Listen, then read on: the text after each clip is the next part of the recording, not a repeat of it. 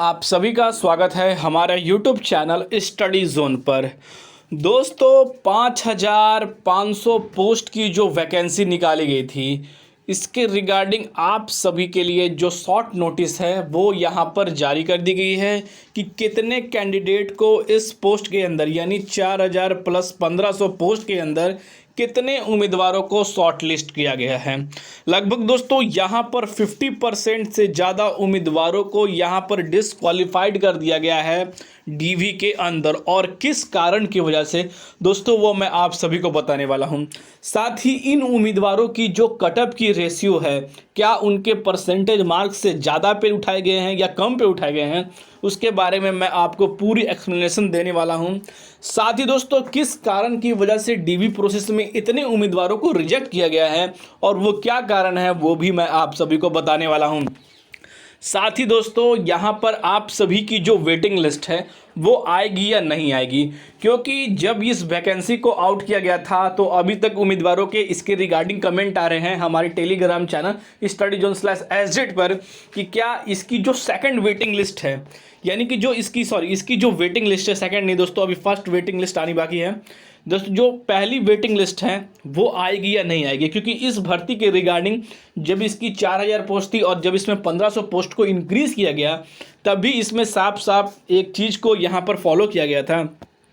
कि इस पोस्ट को कभी भी इंक्रीज़ और डिक्रीज़ किया जाता है पोस्ट वाइज भी। तो इन चीज़ों को लेकर भी उम्मीदवार काफ़ी ज़्यादा चिंतित हैं, क्योंकि लगभग 7,500 की जो यहाँ पर जो है डीवी प्रोसेस में कराई गई थी और इतने कम यानी कि 3,400 उम्मीदवारों को यहाँ पर सेलेक्ट किया गया है। बाकी सारे उम्मीदवारों को किस कारण की वजह से हटाया गया या इसकी वेटिंग लिस्ट जारी करेगा या नहीं जारी करेगा यूपी एनएचएम डिपार्टमेंट, क्योंकि उसने अपने नोटिस में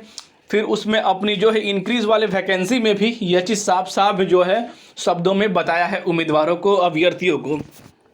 क्या है दोस्तों पूरा मांजरा वो भी मैं आप सभी को बताने वाला हूं। साथ ही जो इसकी ज्वाइनिंग है वो कहां पर और कब होगी उसके बारे में मैं आपको बताने वाला हूं। दोस्तों वीडियो में बने रहिएगा, पूरी इन्फॉर्मेशन स्टेप बाय स्टेप आप सभी को हमारे चैनल स्टडी जोन के माध्यम से दी जाएगी। तो पहले दोस्तों बात कर लेते हैं कि डीवी प्रोसेस के अंदर टोटल कैंडिडेट कितने थे। जैसा कि दोस्तों 7.5 प्लस जो है यहाँ पर कैंडिडेट थे, जिसमें कि 34 ही कैंडिडेट को यहाँ पर सेलेक्ट किया गया, यानी कि दोस्तों 3,400 कुछ कैंडिडेट को, एक या दो कैंडिडेट को यहाँ पर आप देख सकते हैं कि इस पीडीएफ के रूप में जो है एक यहाँ पर जो आप सभी को बताया गया है कि 3,402 कैंडिडेट को इसके रिगार्डिंग सेलेक्ट किया गया है डीवी प्रोसेस के अंदर। उनके यहाँ पर नाम शॉर्ट लिस्टेड, यहाँ पर उनकी कैटेगरी और जो उनकी डिस्ट्रिक्ट अलॉटमेंट है वो भी यहाँ पर आप सभी को बता दी गई है कि कौन से कितने उम्मीदवार हैं। यहाँ पर कहते हैं कि 407 जो है अभ्यर्थी हैं, यहाँ पर उनके रोल नंबर, उनके नेम, उनकी यहाँ पर कैटेगरी और जो यहाँ पर उनकी डिस्ट्रिक्ट अलॉटमेंट है वो भी यहाँ पर बता दी गई है। अब दोस्तों बात कर लेते हैं कि उन उम्मीदवारों के जो यहाँ पर रिजेक्शन हुए वो किस कारण की वजह से हुए, क्योंकि वो भी एक बहुत बड़ा कारण है। क्योंकि दोस्तों जनरल के उम्मीदवारों के लिए हो सकता था कि इसमें थोड़ी सी जो है यहाँ पर उनको यहाँ पर रिलैक्सेशन ना मिले, पर अदर कैटेगरी को इसके अंदर पूरे तरह से रिलैक्सेशन मिलना चाहिए था। यहाँ पर आप देख सकते हैं क्योंकि अदर स्टेट वाले भी जिसमें थे, जिनकी काउंटिंग की गई थी, उनके जो है ओबीसी के कैंडिडेट के कारण पे उनके रिगार्डिंग पर रिजर्व कोटा में उनको रखा गया था। पर दोस्तों जो कैटेगरी है वो किस कारण से हटाई गई,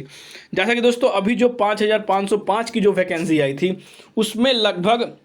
कम से कम 1,400 से 1,500 कैंडिडेट को रिजेक्ट किया गया था, जिसका सेम कारण था, यानी कि जो मैक्सिमम कारण था उनकी कास्ट सर्टिफिकेट सबसे ज़्यादा जो इशू था कास्ट सर्टिफिकेट को लेकर था, और सेकंड उनकी रजिस्ट्रेशन को लेकर था, और थर्ड में जो उनकी डॉक्यूमेंट वो प्रॉपर ना होने के कारण ही उन्हें रिजेक्ट किया गया था। पर दोस्तों उस रिजेक्शन लिस्ट में पूरी इन्फॉर्मेशन दी गई थी। पर दोस्तों इसकी रिजेक्शन के कारण आप सभी को जल्दी पता चलेंगे, और फॉर्मली मैं आपको जो बता रहा हूँ वही सबसे ज़्यादा देखने को ही मिलेंगे, क्योंकि हर एक कैटेगरी के अंदर दोस्तों आप सभी के लिए जो कैटेगरी के अंदर आप सभी को लगातार रिजेक्शन कैटेगरी वाइज भी मिलती है, अदर स्टेट वाइज भी मिलती है, और साथ ही आप सभी के सर्टिफिकेट को लेकर हैं। कई ना कई जगहों पर अपने कास्ट सर्टिफिकेट को लेकर या विभिन्न सर्टिफिकेट को लेकर, क्योंकि कास्ट सर्टिफिकेट में कई सारे जो है इशू होते हैं और उनके कारण जो है वहाँ पर उन्हें रिजेक्ट किया जाता है, उनके रजिस्ट्रेशन को भी लेकर भी होते हैं और साथ ही अदर कैंडिडेट को या अदर चीज़ों को लेकर भी यहाँ पर रिजेक्शन मिलता है। तो इन चीज़ों पर 3 स्टेप के अंदर यहाँ पर सबसे ज़्यादा रिजेक्शन आपको देखने को यहाँ पर प्रॉपरली मिलेंगे। अब दोस्तों बात कर लेते हैं कि जो इसकी कटअप है वो कैसे उठाई है क्या, क्योंकि दोस्तों अगर आप जनरल की कटअप देखें या EWS की कटअप देखें या OBC की कटअप देखें, इनके ओवरऑल मार्क्स जो थे, उनके जो मार्क्स थे उससे ज़्यादा परसेंटेज पे भी उठाया गया है। क्योंकि OBC वालों का जो आंकड़ा था कुछ ऑलमोस्ट जो है यहाँ पर 54 या 55 के बीच में ही उठाया गया है, पर EWS की जो और जनरल की जो कैटेगरी है वो लगातार हाई हो। क्यों हाई होने का दोस्तों सेम ही एक ही कारण है, क्योंकि अदर स्टेट के कारण। कई कैंडिडेटों का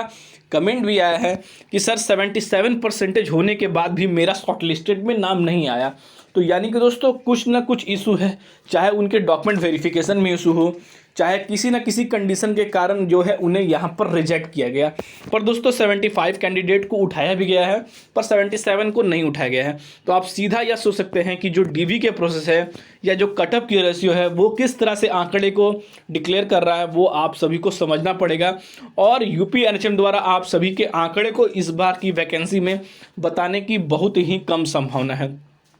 और EWS कैंडिडेट के साथ भी ये हुआ है, क्योंकि 63 पर किसी को उठाया गया है और 65 वाले कैंडिडेट को यहाँ पर रिजेक्ट कर दिया गया है, उनके शॉर्ट लिस्टेड में नहीं नाम आए हैं। पर दोस्तों जो OBC है, ST है, उनकी जो प्रॉपर जो कटअप है उसी के सहारे 1 या 2 अंक के बीच में उन्हें उठाया गया है। तो यहाँ पर दोस्तों जितने जनरल हैं, EWS वाले हैं या अदर स्टेट वाले इस वीडियो को देख रहे हैं, तो आप अपनी कैटेगरी वाइज अपने जो मार्क्स हैं वो ज़रूर कमेंट के माध्यम से बताएं, क्योंकि बाकी सारे जो उम्मीदवार हैं उनको इस चीज़ का जो है लाभ मिले और वो पता चले कि जो उनकी रिजेक्शन है वो किस बेसिस पे की गई है। क्योंकि रिजेक्शन लिस्ट आने के बाद वहाँ पर तो उन उम्मीदवारों को पता चल जाएगा कि जो रिजेक्शन है वो कटअप के माध्यम से की गई थी या डॉक्यूमेंट वेरिफिकेशन के प्रोसेस में की गई है, उन्हें ये चीज़ साफ साफ पता चल जाएगा।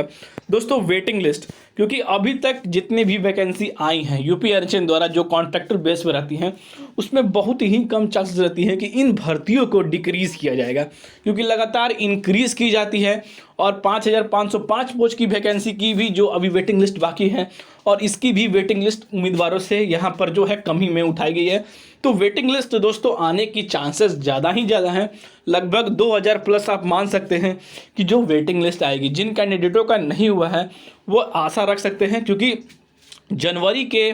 पहले वीक या दूसरे वीक तक आप सभी को वेटिंग लिस्ट देखने को मिल सकती है, या यह भी हो सकता है कि रिजेक्शन लिस्ट के साथ ही आप सभी को वेटिंग लिस्ट भी देखने को मिल सके, क्योंकि दोनों प्रोसेस UP NHM द्वारा आप सभी के लिए बहुत जल्द की जाएगी।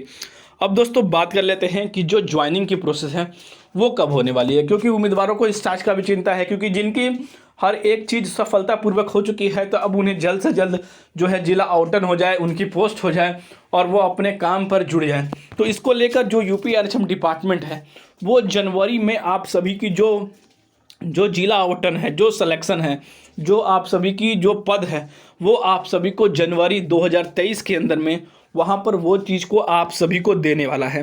तो इन चीज़ों को लेकर बिल्कुल ही रिलैक्स रहें और जो कैंडिडेट सेलेक्ट हो गए हैं वो बस अब इंतज़ार करें कि जो आप सभी की जिला आवंटन है वो जल्द से जल्द UP NHM द्वारा दे दी जाए 2023 के जनवरी के माह के अंदर ही। और साथ ही वेटिंग वाले उम्मीदवार जो हैं वो थोड़ा सा इंतज़ार करें, और जो कैंडिडेट का रिजेक्शन में नाम आया है वो भी एक चीज़ के लिए इंतज़ार करें, क्योंकि किस वजह से रिजेक्शन हो रहा है ये आप सभी को जानना बहुत ज़्यादा जरूरी है। क्योंकि बार बार कहा गया था हमारे चैनल के माध्यम से कि अपने डॉक्यूमेंट को समझें